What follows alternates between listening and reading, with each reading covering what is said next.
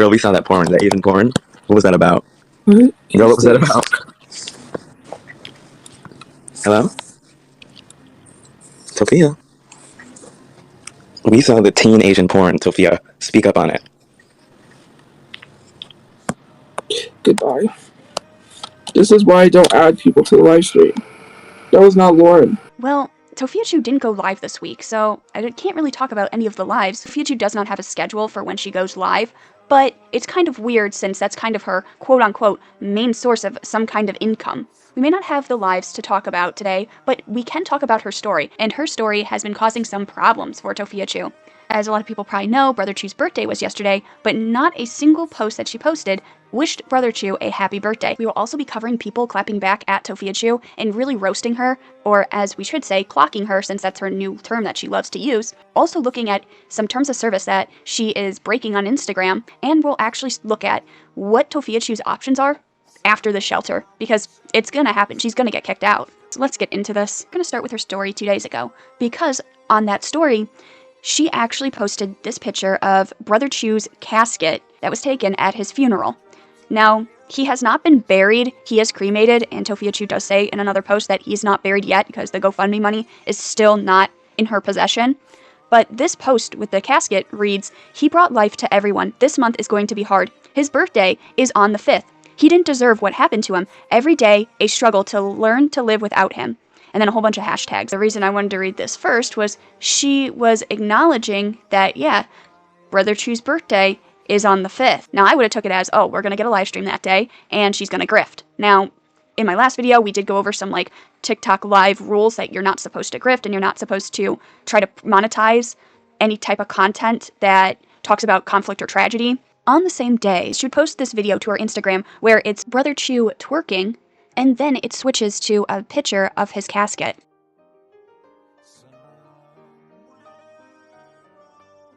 I really don't know why she decided to post that video. I don't know what goes on in her head that she thinks that that would be something that people would want to see. I don't know if it's like her grifting or trying to remind people of like, oh, you gotta feel pity for me, but I don't know why she would post it. But it seems like 2 days ago was the only day she would like really acknowledge brotherchu or say anything about brotherchu. Everything we just went over at this point would have been posted on August 4th.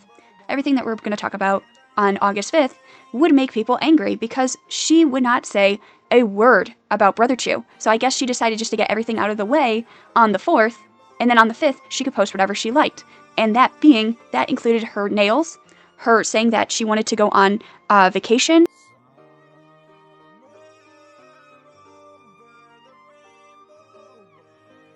As you can see from the caption on that video, she said, "Where is this at? I need to go on a vacation," saying the woman that still doesn't have money to get out of the shelter, or anything like that. That's why I'm very surprised that she did not go live. To me, if I was in her situation, August 5th would be the best day to grift and to cry at people, beg people to give her money, because she can grift off of brotherchu's birthday and him not being there. Am I saying that she should have gone live and done this? No, I'm happy that she didn't and didn't try to take advantage of brotherchu and his death like she's done multiple times already. I am happy that she chose not to do it. I'm pretty sure when she does come back and does do her lives again, she will bring this up and she will say and try to grift more money off of it. But also, this story, Tophia would let us know that she was gooning to 365 Days, which is a Polish film, uses a lot of sex scenes. The most outrageous thing that people saw was that she wished Dylan Sprout a happy birthday, but didn't wish brotherchu a happy birthday. This was the only post that I saw on the 5th that had anything to do with brotherchu.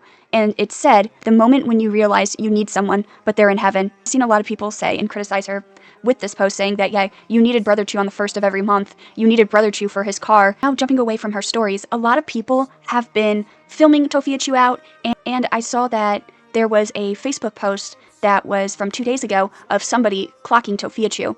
Now, if you don't remember, I mean, how could you not? Tophia was saying that she was going to be clocking people and reading their comments, and here somebody gave her a taste of her own medicine. There. I worked hard for this. I worked hard. The takeaway from these Facebook posts, because this guy, Justin, has just posted so much, that if you want to, you can read them. A lot of insults that are thrown Tophia's way, which are kind of valid, but there are certain parts I do want to look at.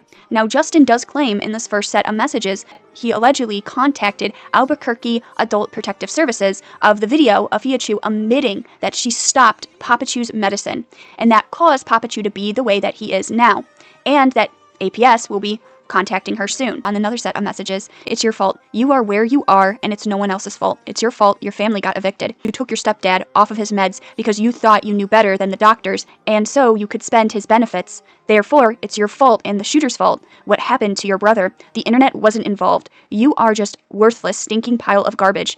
You've burned all of your bridges. When the shelter kicks you out, and they will, what will you do? You deserve everything bad that has happened to you. You will never grow up. Why do you think you deserve a free house? How will you pay the mortgage, the lights, phone bill, water bill, car insurance, car payments, homeowner's insurance, property taxes for vehicle and house? Not only are people sending her Facebook messages like this last guy, but they're also doing reviews of Tophia from her last live stream that she did. The last thing I do want to wrap up with is I was looking into some other terms of services that Tophia could have potentially broken. Now, we did see, and I even brought up in this video, the terms of service of TikTok that she's violating. So I looked on Instagram, since that's her newest kind of stomping ground that she's on, and I did find that there were some rules that she is breaking. Now, the one for sure that I can say that she's breaking is Instagram's tragedy or conflict. Content that may reduce or disable monetization if it's displayed or discussing events that result in suffering, destruction, or distress. Descriptions or discussions of these subjects, either real or fictional, may affect the monetization of your content. Content that depicts or discusses these subjects in any specific uplifting manner may be still eligible for monetization.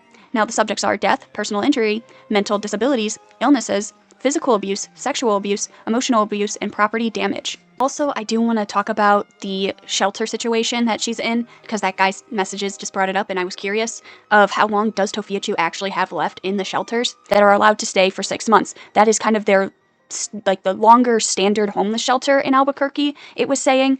Then most of these other shelters are only for 90 days, and half of them need a referral to get into them. Now, some shelters in the Albuquerque area are a day-to-day shelter, meaning you have to have priority to get in there or some kind of referral.